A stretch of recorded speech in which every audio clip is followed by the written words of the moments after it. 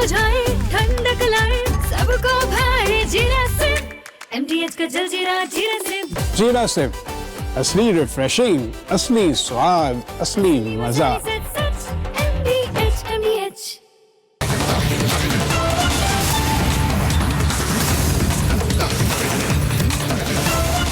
पूछता है भारत को प्रेजेंटिंग MDH सुपर हिंग को powered by vector stings, crown biscuits, crystal crop protection, rich man पान मसाला, JK मैक्स पेंट्स।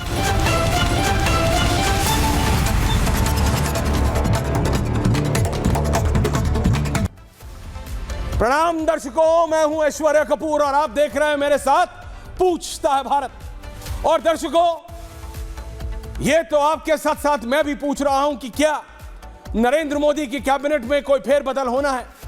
क्या देश के केंद्रीय नेतृत्व में क्या कुछ बड़े नामों में फेरबदल होना है? लेकिन मानिए मेरी बात, जो भी ये शगुफे उड़ाते हैं कि आज हो गया, कल हो गया, कल होने वाला है, किसी ने पूरी लिस्ट जारी कर दी, इसको ये मिलेगा, इसको हटा दिया जाएगा, ये यहां रहेगा, ये यहां नहीं रहेगा, ये सिर्फ दो लोग over a cup of coffee या over a cup of whatever they want ये बातें कर रहे हैं। ये सिर्फ बातें हैं, ये सिर्फ चकल्लस है। दो लोगों के अलावा अभी तीसरे को भी मालूम नहीं है कि कौन केंद्रीय मंत्रिमंडल में रहेगा और कौन नहीं। इसलिए उस पर बात करके ना आपका और ना अपना मैं समय वेस्ट कर रहा हूं। अगला चुनाव उत्तर प्रदेश का है। सबसे पहले असमंजस की स्थिति तो यह है कि यह चुनाव होगा कब। फ्रॉम द पॉइंट गो, आप उत्तर प्रदेश के चुनाव की बात कीजिए और एक कंफ्यूजिंग सा माहौल बना रहता है। अभी नहीं पता किसी को कि चुनाव समय पे होगा, समय से पहले होगा, समय के बाद होगा, नहीं पता। 22 मई 2027 वो आखिरी दिन है जब तक संविधान के अनुसार आपको उत्तर प्रदेश की अगली विधानसभा बिठानी है। Can I have Baba graphics now? 50-50। ये तारीख अपने दिमाग में डाल लीजिए, 22 मई 2027, 22 मई 2027। उससे पहले आपको विधानसभा, अगली विधानसभा बनानी है। गलत ग्राफिक्स चला रहा हूं, जब मैं बोलूं तब चलाना है। विधानसभा की ग्राफिक्स चला, बहुत महत्वपूर्ण है Sharma, please don't mess my graphics today. बात बहुत सिंपल है, उत्तर प्रदेश एक बहुत ही कॉम्प्लेक्स प्रदेश बन गया।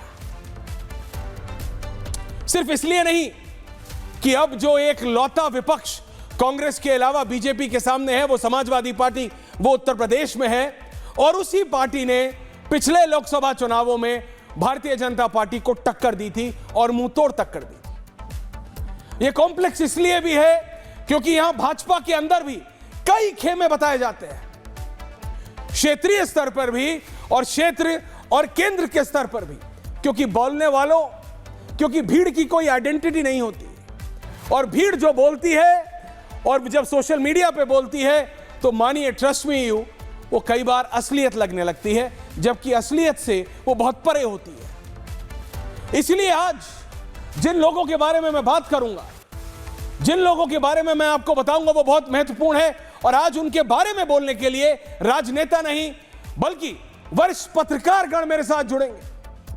लेकिन उससे पहले बहुत जरूरी है कि क्यों उत्तर प्रदेश, जो बाबा की प्लेइंग 11 है, the playing 11 of Yogi Adityanath, उनका क्या पोजीशनिंग है। यह कहा गया कि भारतीय जनता पार्टी ने पंकज चौधरी केंद्र में मंत्री थे, उनको प्रदेश अध्यक्ष बना दिया। जब उनको प्रदेश अध्यक्ष बनाया तो एक खेमे ने कहा अनकरिज्मेटिक है।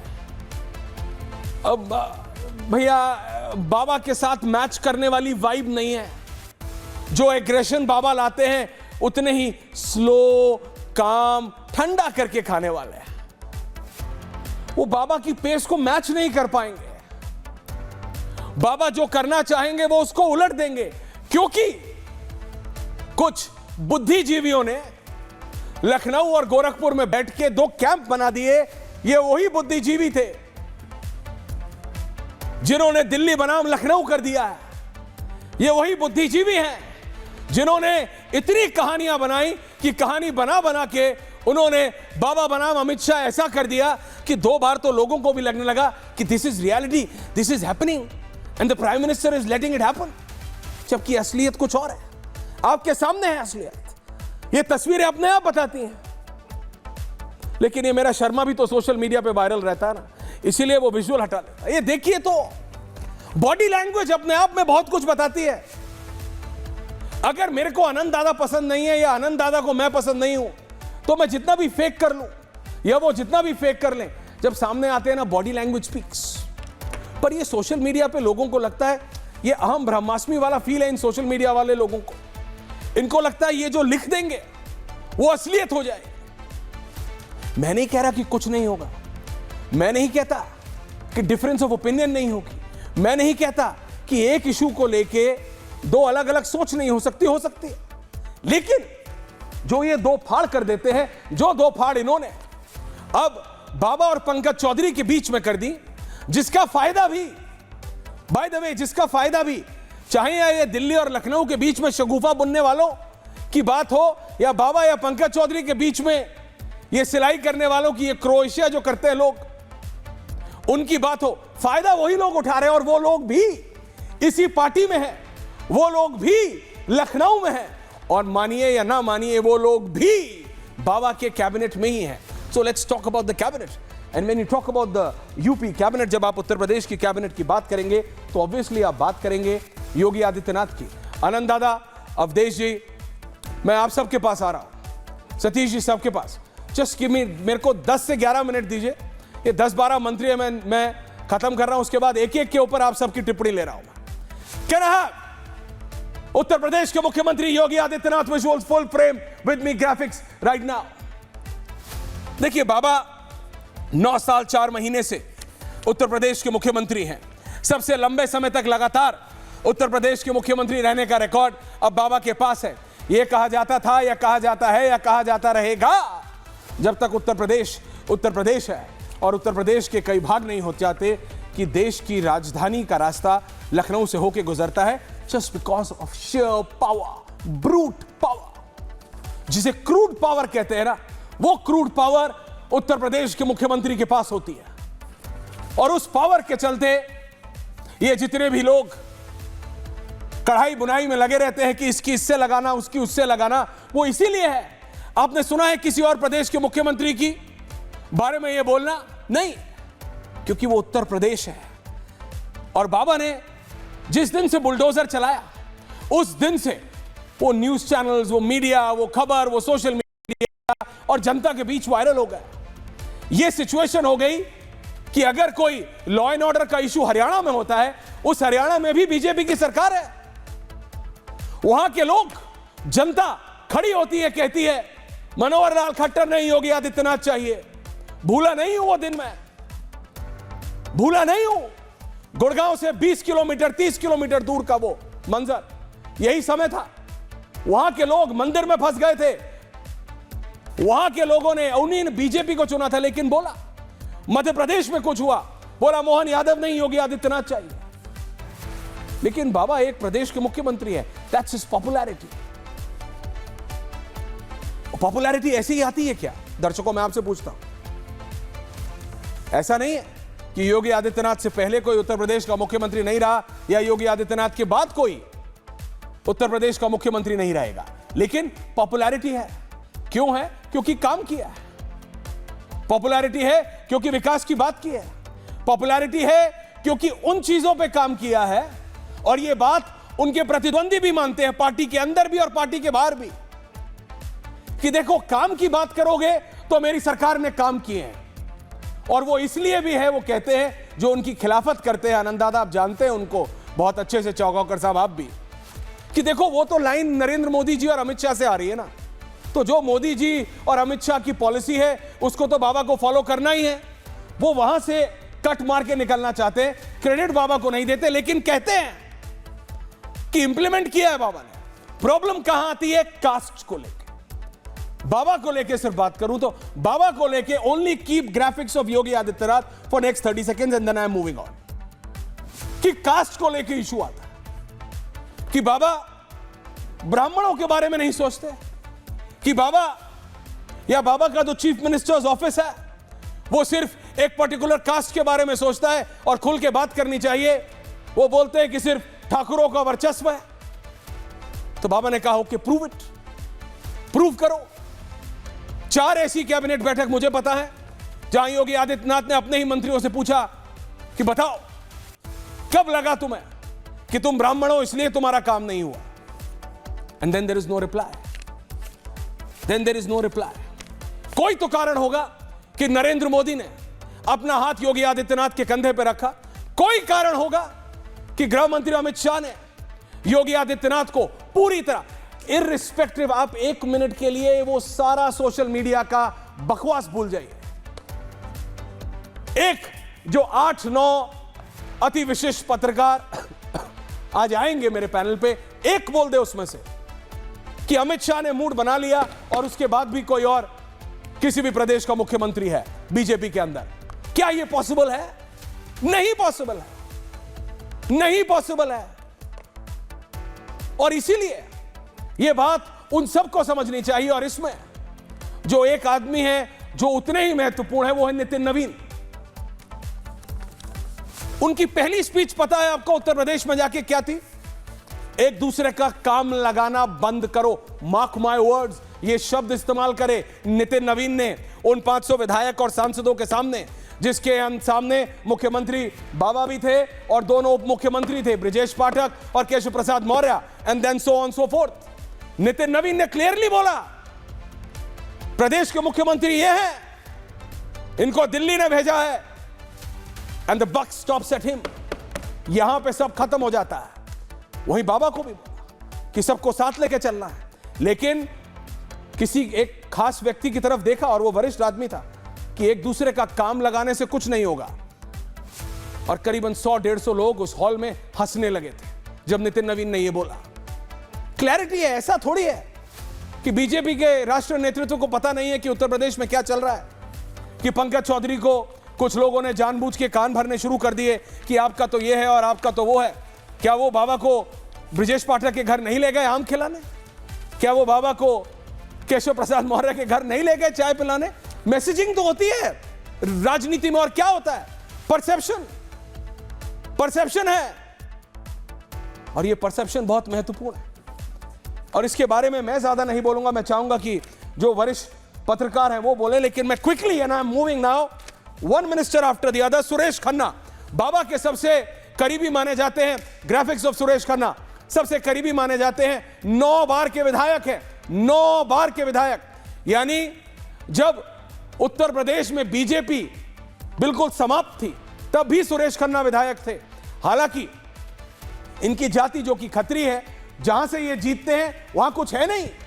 शाहजहांपुर, जहां के सांसद जितिन प्रसाद जी के पिताजी होते थे, वहां इनकी कास्ट का कुछ नहीं। लेकिन उसके बावजूद कास्ट फैक्टर को पार करते हुए, आपको पता है ये वही सुरेश खन्ना है जिन्होंने अपना पर्सनल घर वहां लोगों के लिए दान कर दिया है, गेस्ट हाउस खुलवा दिया है और खुद एक सरकारी गेस्ट हाउस में रहते हैं।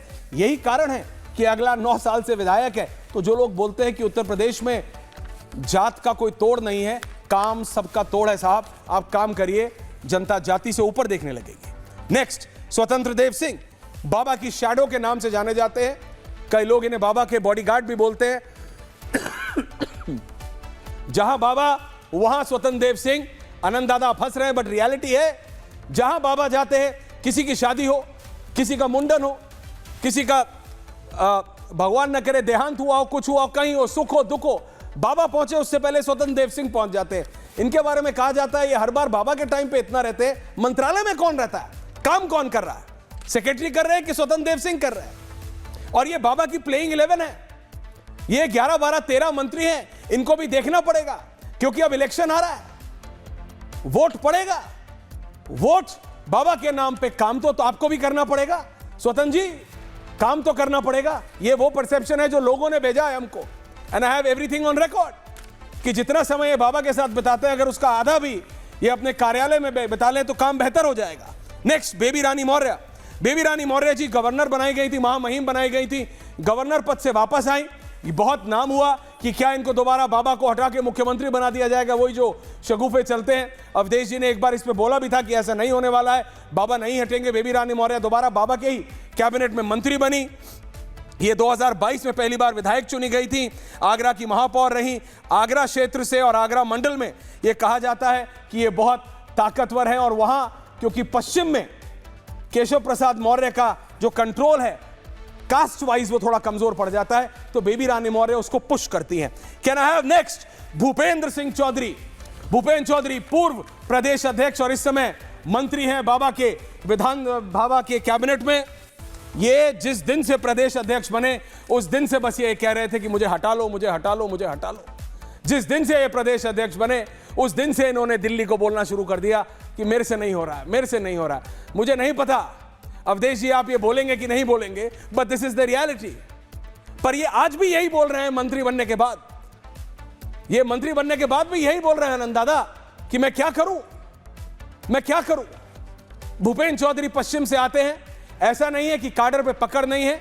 हालांकि इलेक्शन जीते हैं कि नहीं एमएलए का ये देखना पड़ेगा, अभी भी एमएलसी हैं शायद, ये देखना पड़ेगा कि कोई विधानसभा का चुनाव जीते हैं कि नहीं। तो इस समय प्रेजेंट में एमएलसी है, मंत्री विधानसभा का चुनाव कब जीते हैं, कितनी बार जीते हैं, मुझे चेक करना पड़ेगा। लेकिन पश्चिम में बीजेपी का संगठनात्मक रूप से एक बड़ा चेहरा निकल के आए हैं, now the great Sanjay Nishad. इस पे मैं चाहूंगा सतीश के सिंह जी आप जरूर बोलें। संजय निषाद ये जहां सत्ता होती है वहां आ जाते हैं। ये अलायंस पार्टी के, निषाद पार्टी के, इनकी party I me my self वाली पार्टी है, यानी मैं और मेरे दो बेटे। ये अपने बड़े बेटे के ये भी पुत्र प्रेम में ऐसे हैं, पुत्र मोह में ऐसे हैं, जैसे सोनिया गांधी ने कांग्रेस पार्टी तबाह कर दी लेकिन राहुल गांधी को लॉन्च नहीं कर पाई, ये निषाद पार्टी को बिल्कुल आखिरी तक ले जाएंगे लेकिन अपने बड़े बेटे को विधायक नहीं बना पाएंगे। इसलिए इस बार इन्होंने सोचा है कि इनका बड़ा बेटा इनका इलेक्शन देखेगा और अब इनका छोटा बेटा चुनाव लड़ेगा। तो अल्टीमेटली इनकी भी पार्टी परिवार की पार्टी है और ये बीजेपी के साथ है। बाय द वे वो बीजेपी जो कांग्रेस के ऊपर परिवारवाद का आरोप लगाती है। Now next Dayashankar Singh. दयाशंकर सिंह इनकी पॉजिटिव बात, एक बात बता दूं कि ये लखनऊ यूनिवर्सिटी के एक राजनीतिक उपज है, वहां से इन्होंने राजनीति शुरू की है। लेकिन जो इनके साथ लखनऊ यूनिवर्सिटी से लेके आज तक हैं वो ये बात बोलते हैं, कार्यक्रम सुबह 12 बजे रखोगे तो दयाशंकर जी रात को 12 बजे आएंगे। दयाशंकर जी कभी कार्यक्रम में आएंगे, सुबह बोलोगे तो रात को आएंगे और हो सकता है आए भी ना। So he is not at all punctual about his time, but इनकी पकड़ इनके काडर में है, इनकी पकड़ इनके काडर में है। और ये उन कुछ नेताओं में से हैं जिनके बारे में यह कहा जाता है that he is equally close. वो बराबर दूरी बनाए रखते हैं दिल्ली से भी और लखनऊ से भी। That means he is close to both. Dayashankar Singh, हालांकि इनके पास जो पोर्टफोलियो है उसमें कुछ स्कैम्स निकल के सामने आने की बात हुई थी। ट्रांसपोर्ट है इनके पास, अगर मैं गलत नहीं कह रहा हूं, उसमें कुछ स्कैम निकल के बात आने की बात हुई थी। स्कैम की बात हो रही है तो मैं मनोज पांडे जी की बात करूंगा। लेकिन जयवीर सिंह मैनपुरी सीट से विधायक है। ये समाजवादी पार्टी से आए हुए हैं, समाजवादी पार्टी के ब्राह्मण चेहरा थे और जब भारतीय जनता पार्टी पे एंटी ब्राह्मण टैग लगाने की कोशिश की समाजवादी पार्टी ने, तो बाबा ने या बीजेपी के वरिष्ठ नेताओं ने समाजवादी पार्टी का ही ब्राह्मण चेहरा यानी यह महान नेता मनोज पांडे बीजेपी में ले आए। और बीजेपी में ऐसा नहीं, समाजवादी पार्टी से 4 बागी आए थे, 2 को अभी तक कुछ मिला नहीं लेकिन मनोज पांडे को मिला। लेकिन उन्होंने बीजेपी के लिए क्या किया इन रिटर्न या कितना किया उसका आकलन अभी किया जाना बाकी है। क्या वो सचमुच अपने आप को एक भाजपाई नेता बना पाए हैं या अभी भी उनको यह लगता है कि वो बेहतर थे जब समाजवादी पार्टी में थे? क्या वो भाजपा की कल्चर को समझ पाए? क्या वो कंफर्टेबल हैं बाबा के साथ? क्योंकि ये बात तो आपको माननी पड़ेगी, ये बात सब मानते हैं कि Baba is not there to go, Baba कहीं जा नहीं रहे। तो मनोज पांडे कितने दिन है बीजेपी में और या रहेंगे बीजेपी में या वो अपने आप को कंफर्टेबल बना लेंगे और ये देखना पड़ेगा। OP Rajbhar and then just one more. OP Rajbhar भी दर्शकों अलायंस पार्टी के नेता हैं, ये भी जहां सत्ता वहां चले जाते हैं। कहीं समाजवादी पार्टी, जब समाजवादी पार्टी जीत रही होती है तब सपा के पास, जब बीजेपी जीत रही होती है तो बीजेपी के पास। गाजीपुर के जहूराबाद सीट से विधायक हैं, साल 2017 में पहली बार विधायक बने, 2017 में 2019 के बीच योगी सरकार के मंत्री रहे, 2022 विधानसभा चुनाव सपा के साथ संगठन का लड़ा, साल 2022 दूसरी बार विधायक चुने गए, 2024 लोकसभा चुनाव से पहले एनडीए में शामिल हुए। मुझसे एक गलती हुई, मैं राजभर जी और संजय निषाद जी के बीच में कंफ्यूज कर गया। वो बेटे को इलेक्शन राजभर जी नहीं जिता पाए, निषाद जी का तो बेटा, बड़ा बेटा, छोटा बेटा दोनों सांसद और विधायक है। मेरे को बोलते बोलते रियलाइज हो गया कि वो तो राजभर जी हैं। राजभर जी अपने बड़े बेटे को विधायक नहीं बना पाए और संजय जी ने बना दिया है। निषाद जी ने अपने एक बेटे को सांसद, एक बेटे को विधायक बना दिया, राजभर जी अभी नहीं बना पाया। तो ये जो परिवारवाद की बात करती है बीजेपी, वो कहां है? और last but not the least, the man in question AK. Sharma. AK. Sharma Delhi से भेजे गए ब्यूरोक्रेट, और जब गए तो बोला कि बस बाबा को कंपटीशन देने के लिए भेजा है, बाबा की रिप्लेसमेंट है ए.के. शर्मा, बाबा को बदल देंगे ए.के. शर्मा। लेकिन क्या बदला? आज तक कंपटीशन ए.के. शर्मा और श्रीकांत शर्मा के बीच में चल रहा है कि बिजली विभाग में कितने घंटे ज्यादा बिजली आती थी ए.के. शर्मा के बीच में और श्रीकांत शर्मा के बीच में। आनंद दादा आप हंस रहे, रियलिटी है। बाबा तो छोड़ दो, चिट्ठियां लिख रहे ब्यूरोक्रेट हैं तो चिट्ठियां लिखते रहते हैं चीफ मिनिस्टर्स ऑफिस को।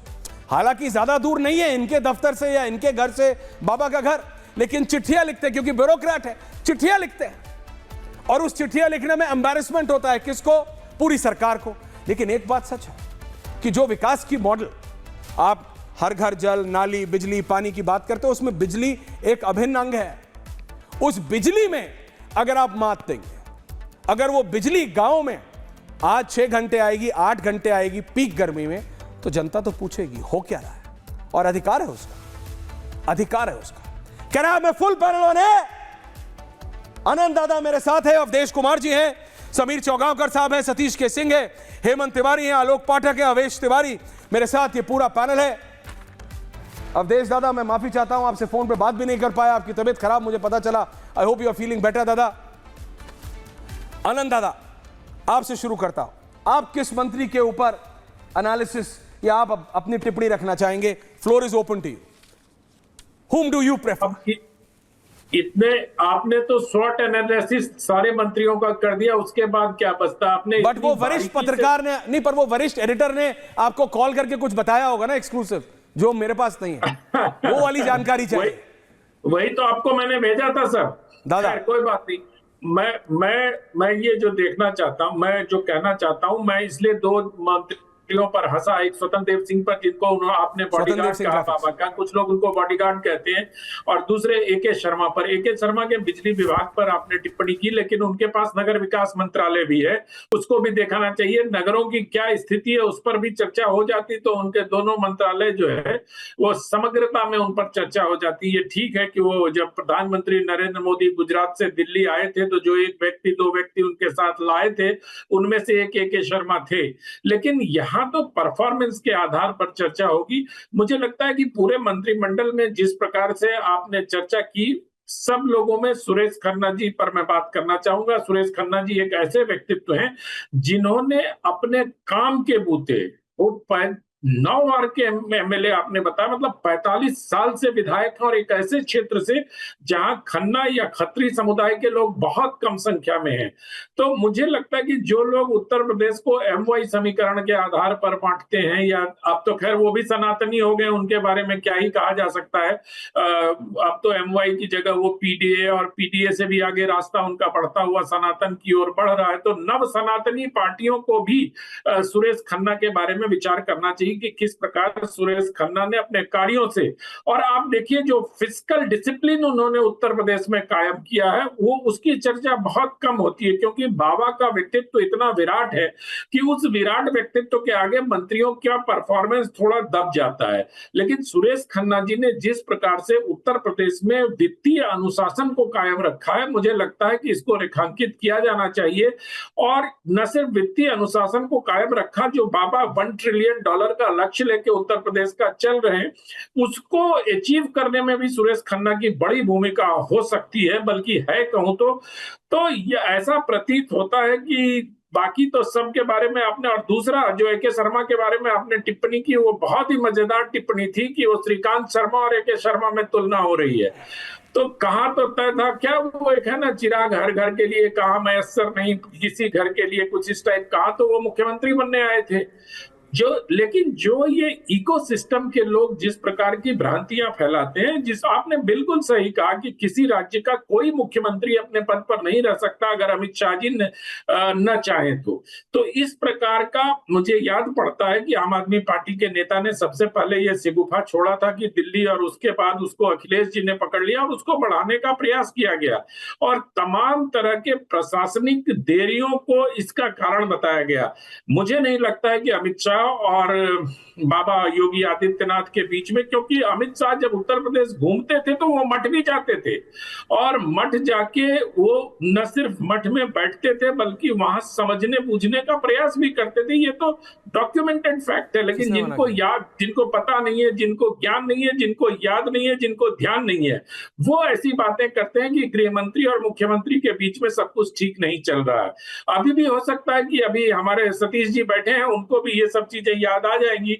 तो लेकिन मुझे लगता है कि अगर ऐसा होता तो इतने लंबे समय तक 10 वर्षों का कार्यकाल किसी मुख्यमंत्री के लिए अवाक, 9 वर्ष 4 महीने आपने कहा है, लेकिन ये तो 10 वर्ष का रिकॉर्ड भी बाबा पूरा करेंगे, इसमें कोई शक नहीं। और मुझे लगता है कि जिस प्रकार से नितिन नवीन ने न सिर्फ आम खिलाया और चाय पिलाया, बल्कि ये घोषणा भी की कि बाबा ही इस चुनाव में चेहरा होंगे, और मुझे लगता है कि जितनी राजनीतिक समझ और सूझबूझ नरेंद्र मोदी और अमित शाह के पास है, वो बाबा योगी आदित्यनाथ को छोड़कर किसी और चेहरे पर दांव नहीं लगाएंगे। ओके अवधेश जी, सबके पास आ रहा हूं, सतीश दादा आ रहा हूं, आलोक जी आ रहा हूं, तिवारी जी आ रहा हूं, पाठक साहब आ रहा हूं।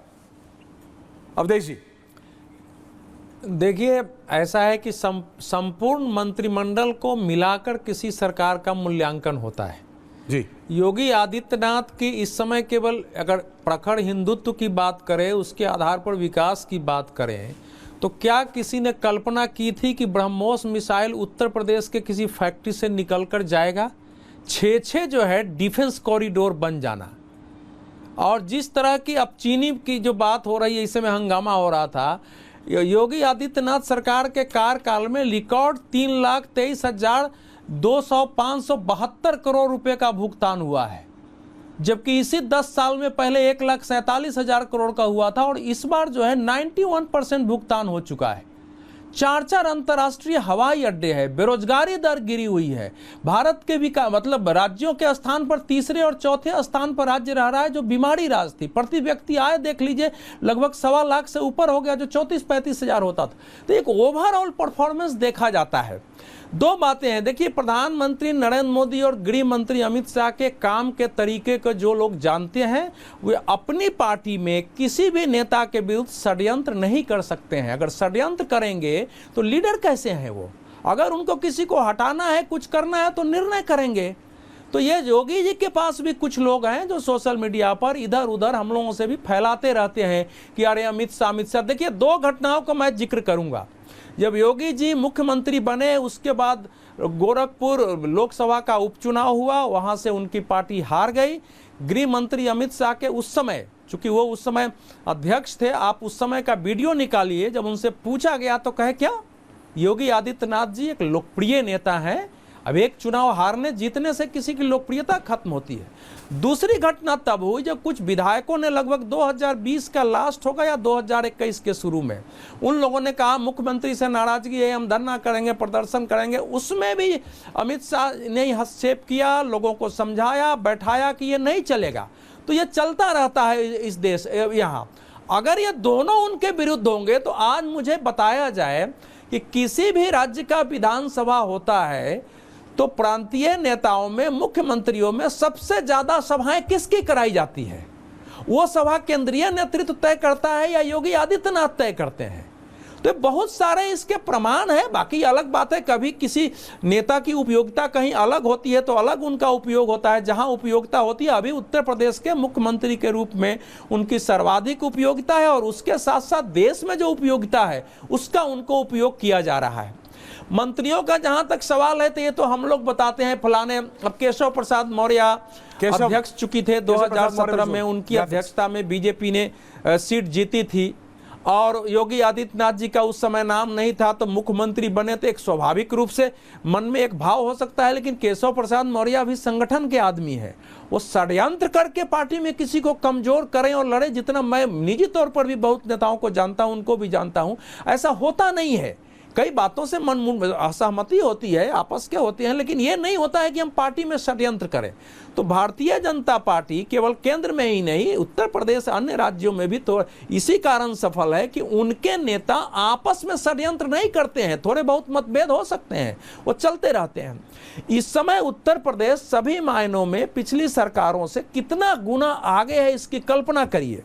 अब अयोध्या में अभी इंफ्रास्ट्रक्चर में पढ़ रहा था तो इंफ्रास्ट्रक्चर में अयोध्या का भी नाम है कि मंदिर के साथ साथ हमने क्या डेवलप किया। और वहाँ से चेंबर ऑफ कॉमर्स का एक है कि केवल जिस समय वहाँ का रामलला की प्राण प्रतिष्ठा हुई उसके आसपास के बीच में 1 लाख करोड़ का वहाँ कारोबार हुआ है। तो जो योगी आदित्यनाथ जी की सरकार में जो खासकर तीर्थाटन पर्यटनों के क्षेत्र में संस्कृति को बढ़ावा देने का जो काम हुआ है, वो आने वाले के समय के लिए एक अस्थायी आर्थिक माने रोजगार का भी और आर्थिक उपार्जन का एक बड़ा आधार बनने वाला है, जो पिछली सरकारों ने नहीं किया।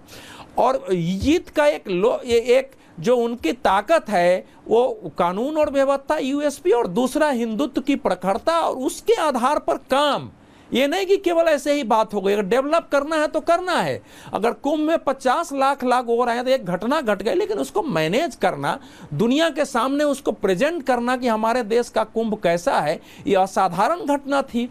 तो इसलिए योगी आदित्यनाथ जी को लेकर और उनकी लोकप्रियता देश से विदेश तक में आपने देखा होगा कि 26 जनवरी को कई शहरों में वहां परेड निकले जिसमें कि उत्तर प्रदेश का बुलडोजर शामिल किया गया है। ब्रिटेन में ऐसे परेड निकल रहे हैं। तो ये एक दूसरे प्रकार की उनकी लोकप्रियता है। और उसमें कोई प्रश्न उठा दे, सुरेश खन्ना जी तो पुराने जनसंघ और आरएसएस के उस कल्चर के नेता हैं जिनका दरवाजा कभी किसी के लिए बंद ही नहीं रहा है, खुली किताब रहे हैं, सभी उनको पसंद करते थे। लेकिन राजनीति में उनको अगर सही महत्व मिला है तो योगी आदित्यनाथ की सरकार में मिला है, अगर देखा जाए तो। इसके पहले भी ये रहे हैं, लेकिन इतना महत्व उनको कभी नहीं मिला। पहली बार नरेंद्र मोदी, अमित शाह और गृह मंत्री का यह है। और ए.के. शर्मा की बात आप कर रहे हैं तो लोगों ने जरूर कहा, आप कहते हैं पत्र लिखते हैं, लेकिन उनके जिम्मे भी जो काम है उन कामों की उपलब्धि देखिए। बिजली की दिक्कत जरूर है, लेकिन नए थर्मल पावर 4 बने हैं। अक्षय ऊर्जा के क्षेत्र में उत्तर प्रदेश अच्छा काम कर रहा है। तो सबकी उपलब्धियां हैं अगर ध्यान से देखेंगे। गन्ना मिल अभी 122 गन्ना मिलें उत्तर प्रदेश में चल रही है। अब कल्पना करिए, असाधारण स्थिति। 890 लाख बता रहा है टन जो है इस बार जो है 895 लाख टन जो है, सॉरी 89.50 लाख टन चीनी का उत्पादन हुआ है। महाराष्ट्र में भी कभी नहीं हुआ इतना। तो ये सब एक उपलब्धियां हैं, उसको नकार दे, कहने लगे तो उससे नहीं। हेमंत तिवारी जी, आलोक पाठक, अवेश तिवारी जी, सबके पास आ रहा हूं। हेमंत तिवारी जी, आपका क्या एनालिसिस है? हेमंत जी, का बैकग्राउंड जानना बहुत जरूरी है, प्लीज समझाइए। 2014 के पहले उत्तर प्रदेश की भाजपा में 6 गुट होते थे। राजनाथ सिंह का अलग गुट, कल्याण सिंह का अलग गुट, कलराज मिश्रा का अलग गुट, केशव नाथ त्रिपाठी का अलग गुट, विनय कटियार का अलग गुट। 6 गुट होते थे। अगर अमित शाह का सबसे बड़ा योगदान उत्तर प्रदेश की भाजपा में है, वो है कि उन्होंने गुटबाजी खत्म की। साल 2013 में प्रभारी यहाँ के बन के आए महासचिव, उसके बाद उत्तर प्रदेश में भारतीय जनता पार्टी के भीतर की गुटबाजी खत्म हो गई। एक तो सबसे बड़ा कंट्रीब्यूशन अमित शाह का उत्तर प्रदेश के लिए है। दूसरी बात, नाइतफाकियां बड़ी चर्चा में रहती हैं, लेकिन मुझे नहीं लगता है कि अमित शाह और योगी आदित्यनाथ के बीच नाइतफाकियों का कोई मसला सामने आया हो, परिलक्षित हुआ हो, उसका कोई दृष्टांत मिला हो या उदाहरण मिला हो। तो ये कथा कहानी की बात हो सकती है, गॉसिप की बात हो सकती है, लेकिन सुशासन को अमल में लाने के जो भी तौर तरीके योगी आदित्यनाथ ने उत्तर प्रदेश में आजमाए और अधिकांश सफलतापूर्वक आजमाए, चाहे वो लॉ एंड ऑर्डर का मुद्दा हो, चाहे वो ऑर्गेनाइज क्राइम को बहुत अभियान के तहत खत्म करने का मुद्दा हो। ऑर्गेनाइज क्राइम आप देख नहीं सकते, 9.25 साल में भूल गए लोग, दंगा एक नहीं हुआ। लॉ एंड ऑर्डर को लेकर के जो पैन इंडिया इमेज बनी है उत्तर प्रदेश की, इसके क्रेडिट तो योगी आदित्यनाथ को जरूर कोई न कोई देगा, सबको देना चाहिए।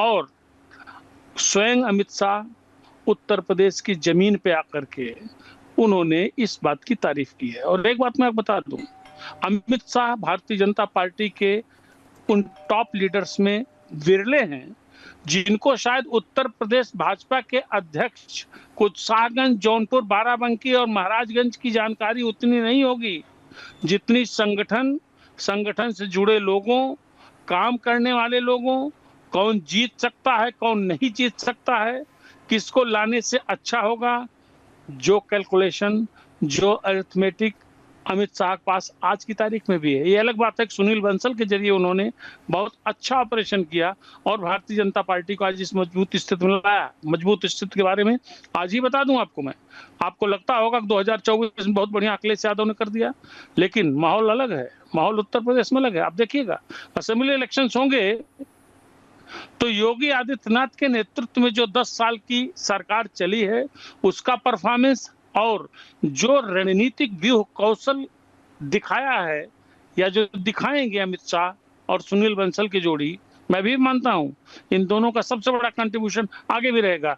इसका परिणाम है कि आज कई कारणों से आप देखिए अखिलेश यादव जैसा नेता जिसने 2024 के पार्लियामेंट्री इलेक्शन में उत्तर प्रदेश में भारतीय जनता पार्टी को तहस नहस कर दिया था। भारतीय जनता पार्टी उत्तर प्रदेश में, यानी उत्तर प्रदेश उसके लिए सबसे बड़ा कमाऊपूत है, दूसरे राज्यों की डेफिसिट को पूरा करता रहा उत्तर प्रदेश, वहां उन्होंने इनको इतना नीचे गिरा दिया। उसके बावजूद मैं बता रहा हूं जो पॉलिसीज हैं गवर्नमेंट की, जो ऑर्गेनाइजेशनल प्लानिंग है अमित शाह की, भाई नितिन नवीन राष्ट्रीय अध्यक्ष होंगे, पंकज चौधरी प्रदेश अध्यक्ष होंगे, लेकिन मेरा आज भी मानना है कि उत्तर प्रदेश की रग रग से वाकिफ हैं अमित शाह और उनकी टीम, और उसी लाइन पे काम होगा। परिणाम आप देखिएगा, कोई चौंकेगा नहीं जिनको लग रहा है।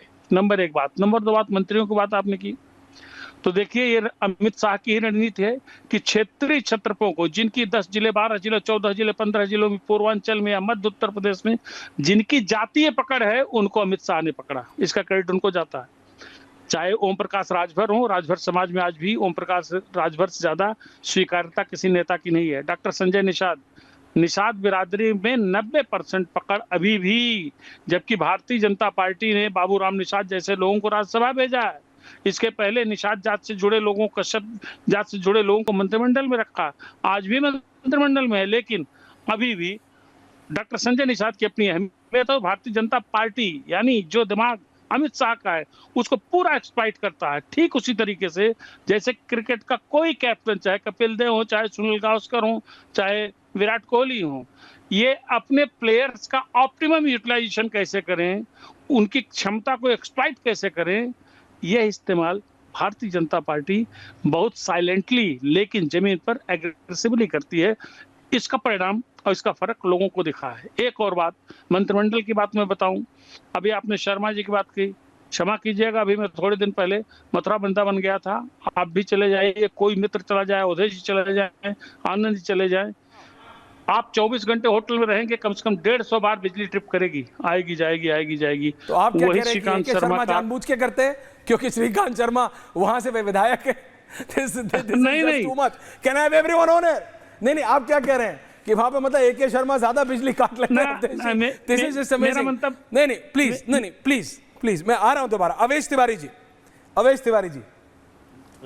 देखिए एक बात बहुत स्पष्ट है, जो ये कहा जा रहा है कि अमित शाह अगर जिसको चाह जाएंगे वो हट जाएंगे, मैं इस बात से पूरी तरह से असहमत हूं। इसलिए असहमत हूं क्योंकि योगी आदित्यनाथ अन्य किसी प्रदेश के मुख्यमंत्री की तरह नहीं है, निश्चित तौर पे बेहद ताकतवर है। और जो सबसे बड़ी बात है अगर योगी आदित्यनाथ 300 से ज्यादा सीट पा लेंगे तो क्या कोई उनको हटा सकेगा? नहीं अवेश जी, मैं आपको रोकूंगा नहीं, मैं सिर्फ इतना पूछ रहा हूं, आपको लगता है देवेंद्र फडणवीस ताकतवर नहीं है? नहीं, मैं आपको लगता है हेमंत बिस्वा शर्मा ताकतवर नहीं? नहीं, I'm just asking. नहीं, मैं आपको रोकूंगा नहीं, आप आराम से बोलिए। मैं सिर्फ आपसे एक काउंटर सवाल पूछ रहा हूं सर, आपको लगता है देवेंद्र फडणवीस, हेमंत बिस्वा शर्मा ये लोग ताकतवर नहीं? ये लोग बिल्कुल नहीं, आज कल गए वाले तुलना में नहीं है, योगी आदित्यनाथ की तुलना में नहीं है। अच्छा, योगी आदित्यनाथ प्लीज की तुलना में नहीं है। जनता सुन रही है। हाँ हाँ, बिल्कुल स्पष्ट कर रहा हूं, नहीं है। एक बात तो हटा नहीं सकते अगर मान लीजिए 300 से ज्यादा सीट पा जाए। और दूसरी बात, उत्तर प्रदेश की जनता में योगी आदित्यनाथ को लेकर के जो आस्था है उनके प्रति, वो अलग किस्म की है। कोई करप्शन का पर्सनल चार्ज नहीं लगा सकता योगी आदित्यनाथ पर, यह बात तय है। दूसरी बात, जहां तक भाजपा के अंतरकलह का सवाल है, पूरे देश में भाजपा में अंतरकलह है। मध्य प्रदेश में मोहन यादव के खिलाफ भ्रष्टाचार के आरोप नहीं लगते अगर अंतरकलह नहीं होता। उत्तर प्रदेश में श्री राम जन्मभूमि में चंदा चोरी की घटना सामने नहीं आती अगर अंतरकलह नहीं होता। ठीक चुनावों से पहले नवंबर में चुनाव होने की पूरी सूचना थी कि नवंबर में इलेक्शन होंगे। अचानक भाजपा का सपोर्ट करने वाला अखबार खबर छाप देता है कि राम जन्मभूमि में चंदा चोरी हो गई। किसकी छवि को नुकसान पहुंचाने की कोशिश हो रही थी? कौन कर रहा था? जी को भी लाइए। और जो सबसे इंपॉर्टेंट है, योगी आदित्यनाथ ने चंदा चोरी में तो तुरंत एसआईटी बना दी। पूरे प्रकरण में शुरू से लेकर अभी तक भारतीय जनता पार्टी का केंद्रीय नेतृत्व एकदम शांत है, खामोश है। एक क्या बात करें, जो आंदोलन खरी बात है वो कह रहे हैं, हो सकता है कि ना अच्छी लगे कुछ लोगों को। दूसरी बात जो इंपॉर्टेंट मुझे लगती है, उत्तर प्रदेश में जो भाजपा सरकार है उसमें नजर सिर्फ योगी आदित्यनाथ आ रहे हैं। वो बोलते हैं, लगातार रैलियां सभाएं कर रहे हैं। एक तरफ विपक्ष के समाजवादी पार्टी के अखिलेश यादव जी केवल प्रेस कॉन्फ्रेंस कर रहे हैं, जमीन पर उतरते नहीं दिख रहे हैं। योगी आदित्यनाथ लगातार रैलियां कर रहे हैं, सभा कर रहे हैं। लेकिन योगी आदित्यनाथ के अलावा अन्य मिनिस्टर्स की भी तो रिस्पॉन्सिबिलिटी है, कोई दिखता ही नहीं है।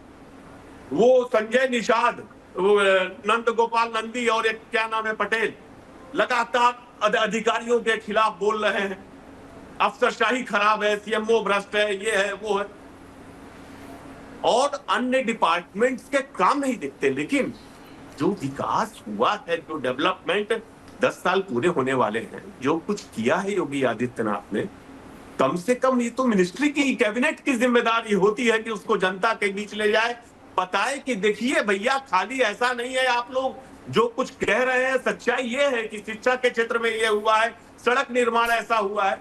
मुझे याद है कि अखिलेश जी की सरकार थी, मैं छत्तीसगढ़ से उत्तर प्रदेश आता था, बॉर्डर में जैसे ही प्रवेश करता था मुझे 40 किलोमीटर का रास्ता तय करने में 2 घंटे लगते थे। आज आप जाकर देखिएगा, ऐसी सड़क बन गई है कि आपको लगेगा कि हाँ। लेकिन किसी भारतीय जनता पार्टी के नेता ने किसी चुनावी रैली में कभी ये बात नहीं की, कभी नहीं कहा। जो जमीन पे काम है, जो बुनियादी, मुझे पता है अंदर गुबार भरा हुआ है आपके। चौगाकर साहब आ रहा हो, सतीश जी और समीर दादा। सतीश जी, इतनी देर आप चुप बैठे हैं sir, thank you very much for that. अरे खाली सुनना है कि बोलना भी है? अरे बोलना है दादा, मुझे पता था। मैं ये कह रहा हूँ ऐश्वर्या जी, आनंद दादा आ गया बैकहैंड। हाँ आना चाहिए। खाली फ्रंटेड आ रहा है योगी जी के बारे में। योगी जी के मंत्रियों के जो आपने कसीदे पढ़े हैं ना, यही उनका काल है। अब आपने एक शब्द का इस्तेमाल किया अंग्रेजी का, मूड शब्द का। अब खाली how is the mood off Amit Shah, खाली ये बता दीजिए माप के। भाप सकता है कोई? अरे योगी जी तो पॉपुलर हैं, भाप सकता है कोई? अमित शाह का मूड आप भाप सकते हैं? मैं कहना चाह रहा था, आप नाम लीजिए द क्लोजेस्ट लीडर, बिल्कुल नहीं, जिसको आप क्लोजेस्ट मानते हो अमित शाह का, और उससे आप गारंटी लेके पूछ लीजिए कि वो अगर अमित शाह का मूड भाप सकते हो तो। सतीश दादा, मैं बोलूंगा नहीं, बीच में समय कम बचा है, बोलिए प्लीज। मैं यही तो कह रहा हूं, अभी हाल अभी योगी जी का हाल वो अभिमन्यु के जैसा है। अभी मन्नू के नहीं नहीं नहीं नहीं, गलत एनालॉजी ले रहे हैं आप, गलत एनालॉजी ले रहे हैं। कोई नहीं, मजे लेने दीजिए उनको। अरे छोड़िए, आप बीच में मत बोलिए, रुकिए। अच्छा बोलिए। हाँ नहीं अब अब राम मंदिर में डकैती हुई, राम मंदिर में जो डकैती हुई उसमें किसने बोला? पूरा दिल्ली दरबार चुप, एक नागपुर से थोड़ा बड़ा बयान आया, सब बैटिंग तो बेचारे योगी जी कर रहे हैं। और आपने जो मंत्रियों के जो कसीदे पढ़े हैं भाई, परिवार से लेके, काम से लेके, बिजली से लेके, श्रीकांत शर्मा से लेके AK शर्मा तक, यही दिक्कत है। तो यही दिक्कत है, तो मैं किसको मापूं? मैं तो पिछले 9 साल से नहीं, कम से कम 6-7 साल से तो योगी योगी योगी के अलावा कुछ नहीं नाम सुना हूं। और भी सुना हूं नहीं, कानों से सुना हूं, दो चार मंत्रियों के सुना है। तो क्या सुना है वो मैं यहाँ बयान नहीं करना चाहता। और यही नोएडा में सुना है, तो उनके वरिष्ठ मंत्रियों को। तो ये दिक्कत है। आपको तो पता है छीछा लेदर कैसा हुआ 2024 के चुनाव में। 2024 के में छीछा लेदर क्यों हुआ ये बहुत महत्वपूर्ण है। और 2024 के बाद अगला चुनाव 2027 में है। ये क्वेश्चन मार्क करके छोड़ दे रहा हूं। बाकी हमको नहीं लगता है कोई ज्यादा कहने की जरूरत। और पाठक जी, चौगावकर साहब, क्या नाम मल्टी ऑन है, बोलिए चौगावकर साहब, मेरी जगह विजुअल्स। समीर दादा। ऐश्वर्या जी, देखिए ऐश्वर्या जी 2017 में योगी आदित्यनाथ उत्तर प्रदेश के मुख्यमंत्री बने थे, और जब 2027 के जब मार्च में चुनाव होंगे तब योगी आदित्यनाथ को 10 साल हो जाएंगे। आज मैं योगी आदित्यनाथ का ये 10 साल का कार्यकाल अगर हम पकड़ ले तो ये कार्यकाल देख के मैं कह सकता हूं कि आज योगी आदित्यनाथ उस स्थान पर पहुंच गए जहां नरेंद्र मोदी गुजरात के मुख्यमंत्री रहते 10 साल पहुंच गए थे। प्रधानमंत्री मोदी जो गुजरात के मुख्यमंत्री रहते उनकी जो पूरी अखिल भारतीय अपील हो गई थी, वही योगी आदित्यनाथ की आज देश के अंदर अपील है। और भारतीय जनता पार्टी के जितने मुख्यमंत्री है उसमें योगी आदित्यनाथ ऐसे अकेले मुख्यमंत्री है जो अपने ही दम पर उत्तर प्रदेश का विधानसभा जिताने की दम रखते हैं, उनके नाम पर वोट देंगे। जैसे गुजरात में मुख्यमंत्री नरेंद्र मोदी थे, लेकिन अगर मंत्री से कोई नाराजगी होती थी तो लोग कहते थे भाई मोदी जी है ना, वोट तो मोदी जी के नाम पे देंगे, और नाराजगी को भूलकर मोदी का चेहरा देखकर गुजरात की जनता वोट करती थी। वैसे ही उत्तर प्रदेश की जनता अगर मंत्रियों से नाराजगी है तो मंत्रियों की नाराजगी के बाद भी वो योगी का चेहरा देखकर योगी को मुख्यमंत्री देगी, क्योंकि योगी ने उत्तर प्रदेश के लिए वो किया है। तो मुझे लगता है कि योगी आदित्यनाथ की सबसे बड़ी उपलब्धि है। और 2007 से लेकर 2012 तक का मायावती का कार्यकाल देखें, 12 से लेकर 17 तक का अगर अखिलेश यादव का कार्यकाल देखें, तो ये तो 10 साल का जो कार्यकाल था 2007 से लेकर 2017 का, इसमें उत्तर प्रदेश जितना रसातल में गया, जितने गड्ढे में गया, उसे योगी आदित्यनाथ ने 2017 में सत्ता में आने के बाद पहले साल में उन गड्ढों को भरने का काम किया, उन अपराधियों को उत्तर प्रदेश से बाहर करने के लिए और जरूरत पड़ने पर यमलोक पहुंचाने का काम किया, जिन्होंने उत्तर प्रदेश को एक अपराध की नगरी और अपराध का प्रदेश बना दिया था, और जिसके सामने प्रशासन नतमस्तक रहता था। योगी आदित्यनाथ ने बता दिया कि यह कानून का राज चलेगा, यहां सिर्फ लॉ एंड ऑर्डर का काम होगा। अपराधी कितना भी बड़ा हो, किसी भी पार्टी से जुड़ा हो, उसको किसी का भी संरक्षण हो, वह या तो सुधर जाएगा या उत्तर प्रदेश छोड़कर चला जाएगा या दुनिया छोड़ देगा। और मुझे लग रहा है कि आज 10 साल बाद उत्तर प्रदेश के अंदर जो लॉ एंड ऑर्डर की सिचुएशन है कि बेटियां आज 10 बजे जब आराम से निकलती है तो उन्हें इस बात का गर्व होता है कि भाई उत्तर प्रदेश के मुख्यमंत्री योगी आदित्यनाथ हैं। तो मुझे लग रहा है कि योगी आदित्यनाथ की सबसे बड़ी उपलब्धि है कि उन्होंने उत्तर प्रदेश की जो छवि थी कि यहाँ अपराधी पनपते हैं, यहाँ गुंडाओं का राज है, यहाँ वसूली होती है, यहाँ जमीनों पे कब्जा होते हैं, वो पूरा योगी आदित्यनाथ ने लगातार खत्म कर दिया। यह एक सबसे बड़ी उपलब्धि भी योगी आदित्यनाथ की 10 साल की। लेकिन कुछ तो उपलब्धि पाठक जी, ब्रिजेश पाठक की भी होगी, केशव दादा की भी होगी, केशव प्रसाद मौर्य और Brijesh Pathak. Can I have both of these graphics running with Alok Pathak and me? Only me and Alok Pathak on air, and graphics of Brijesh Pathak and Keshav Prasad Maurya. Alok Pathak जी एक एक करके बताइए ब्रिजेश पाठक के बारे में। आई नो, मैं उनको जब वो बीएसपी के सांसद थे तब से जानता हूं। ये बताइए, बहन जी की प्रेस कॉन्फ्रेंस होती थी, वो हमको मेन गेट पे मिलते थे। पहले मेरा सवाल तब से लेके उत्तर प्रदेश के उप मुख्यमंत्री तक I have seen him rise, and I have seen him rise by many of folds. और जितना भी बोला जाए कि बाबा और दोनों उप मुख्यमंत्रियों के बीच में खटपट है, ये है वो है, सब कुछ चल रहा है, स्मूथली चल रहा है। खटपट मीडिया में है, कुछ पर्टिकुलर सोशल मीडिया के लोगों को खटपट दिखती है, सरकार में तो खटपट नहीं दिखती, कामकाज में तो खटपट नहीं दिखती। पाठक जी, अच्छा ये बताइए, आप अपने सहयोगी के घर कब जाते हैं? जब चुनाव होता है तभी जाते हैं? मैं तो जाता ही नहीं। आपके उप मुख्यमंत्री हैं केशव मौर्य, अंतिम बार कब घर गए थे? 2021 में गए थे। क्यों, घर जाना जरूरी है क्या? 2026 में गए हैं। और दूसरी बात, घर जाना जरूरी है क्या? नहीं जाते घर? दिखना जी जरूरी है। I've been a journalist for 20 years. बिल्कुल I've not gone to anyone's house. That's okay. That's my choice. नहीं, हो सकता है आपके लिए जरूरी हो, आप जाते हो, किसी के लिए नहीं है। उस नहीं, लोग तो ये कहते हैं कि केशव मौर्य को हराने के पीछे ही अंदर के लोग हैं। खुलेआम आरोप लगता है। ये कौन से अंदर के लोग हैं? हरा दिया। ये कौन से अंदर के लोग हैं? तो 2022 जो आपको आके बताते हैं पाठक जी। आवाज तेज कीजिए पाठक जी की।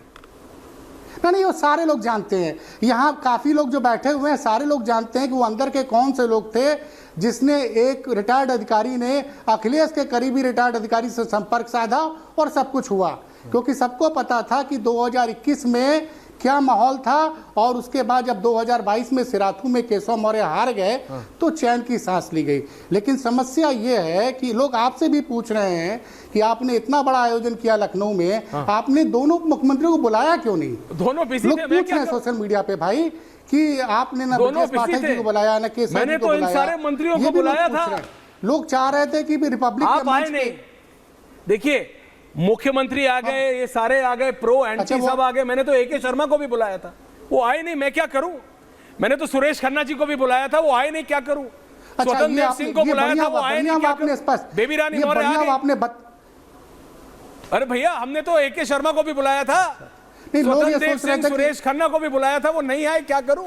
नहीं, दिक्कत ये है, वो सोशल मीडिया पे जो अपने जो कुएं के मेंढक बने लोग बैठे हैं, आप वो कुछ लिख देते हैं, आपको लगता है ये भ्रम वाक्य है। रियलिटी में आलोक पाठक जी, आप लोगों ने इतनी रिपोर्टिंग की है, आप लोग गए हैं, मिले हैं, आप लोग नेताजी के समय से कवर करते आए, आप लोग तो रियलिटी की बात कीजिए। यही लोग जब समाजवादी पार्टी के लिए लिखते हैं तो आप लोग चुप रहते हैं, हालांकि वो भी गलत होता है जितना ये गलत है। But I am asking you, आप बताइए तो, केशव प्रसाद मौर्य के बारे में आप बोल रहे हैं बाबा ने हरवा दिया केशव प्रसाद मौर्य को, और ब्रिजेश पाठक को नहीं हरवा पाए। ब्रिजेश पाठक कुछ लोगों ने बीजेपी के अंदर के कुछ लोगों ने हरवा दिया। ये उत्तर प्रदेश में भाजपा का हर कार्यकर्ता जानता है। ये कोई मैं नई बात नहीं बता रहा हूँ। उत्तर प्रदेश में भाजपा का कोई पब्लिक फोरम पे एक्सेप्ट नहीं करेगा साहब। मैं तो देख रहा हूँ किसी भी दिन किसी भी अस्पताल में सुबह अवतरित हो जाता है और डॉक्टरों को लाइन हाजिर कर देता है, वो नहीं देखेंगे आप। ये भी तो देखिए कि भैया उप मुख्यमंत्री होने के बावजूद ही सडनली अपीयर्स, एक किसी छोटे से जिले के अस्पताल में खड़े हो जाएंगे, बोले कहां है सबको लाइन टाइट रख रहा है ना। क्यों? क्योंकि बाबा की सरकार है, he is a deputy chief minister. भैया अच्छाइयां भी तो देखेंगे कि आपको सिर्फ खटपट ही दिखती है। खटपट आपके घर में नहीं होती कि मेरे घर में नहीं होती? किसके घर में नहीं होती? नहीं बर्तन है तो खटपट तो होगी। ब्रिजेश पाठक के खिलाफ वो एक मतलब दोनों नेताओं के खिलाफ खबरें कौन प्लांट कराता है? ब्रिजेश पाठक और केशव मौर्य के खिलाफ खबरें कौन प्लांट कराता है?